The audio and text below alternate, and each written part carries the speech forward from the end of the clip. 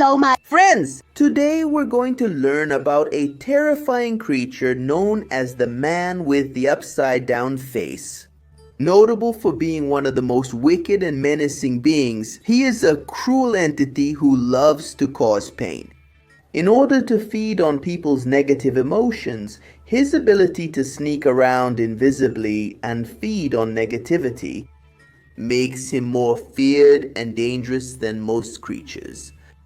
The man with the upside down face appears to be a man with a very wide smile, always wearing a macabre grin while his neck is hidden by his hair.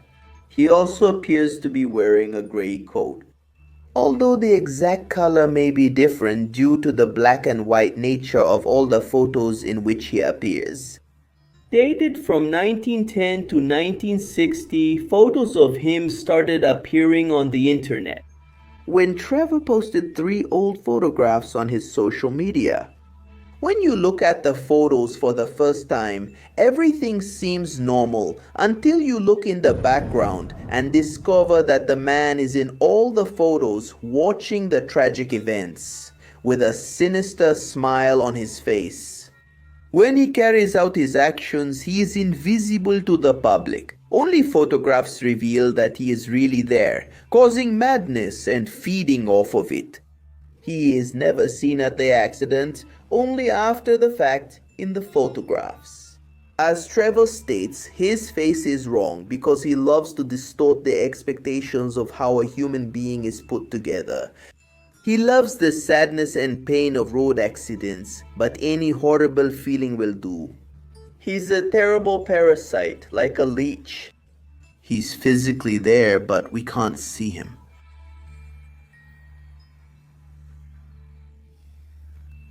Man is drawn to tragic events, but he's usually not able to cause them directly. However, he can influence other factors to help the tragedies happen. For example, turning ordinary arguments into violent fights, and making a normally sturdy tire come off a car while it's moving, influencing disasters. So that's it, my friends. Don't forget to subscribe to the channel and like this video, okay? Because that way you'll be protected from any supernatural manifestation. I'll stop here and goodbye. Today we're going to learn about an indigenous myth that begins with the young Mara. The daughter of a chief, she used to dream about finding her love and having a happy marriage. One night she fell asleep and dreamed of a handsome blonde young man. He came down from the moon and said that he loved her. Mara, I love you. Mara fell in love with the young shining man she had just seen. But soon the young man disappeared from her dreams. She woke up and felt sad about everything. It was nothing more than a dream. But a few weeks after that dream, she realized she was expecting a child. It was hard to explain to her father about the origin of this child. A few months later, she had an indigenous girl with fair skin and blonde hair. The tribe started calling her Mani. Mani grew up and won the affection of everyone who had the opportunity to be around her. Not only because of her unusual appearance in the region, but also because she was a very clever child and had a contagious happiness. One day the girl woke up sick and no one could get her to get up from the hammock. The shaman performed healing rituals and gave her potions made from medicinal herbs. But it was pointless. The girl couldn't resist and ended up dying. It was the saddest day in decades in that village. As was the custom of their people, Mani was buried inside the hut where she lived. The entire tribe attended the funeral, and the tears of the Tupi people flooded the floor of the hut. A few days later, in the place where they buried the girl, a plant that was previously unknown began to grow. The indigenous people dug to find out what kind of plant it was. They took the plant out of the ground, and when they examined its root, they saw that it was brown on the outside and white on the inside.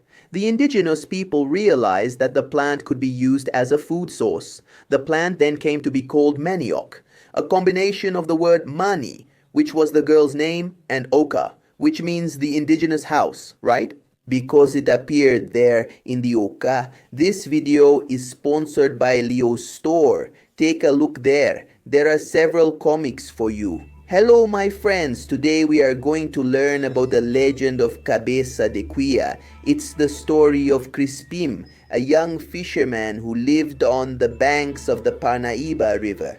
From a poor family, Crispim lived alone with his mother, facing hardships due to the lack of fish in the river during the flood season. According to this legend, one day Crispim went out early to fish, but he couldn't catch any.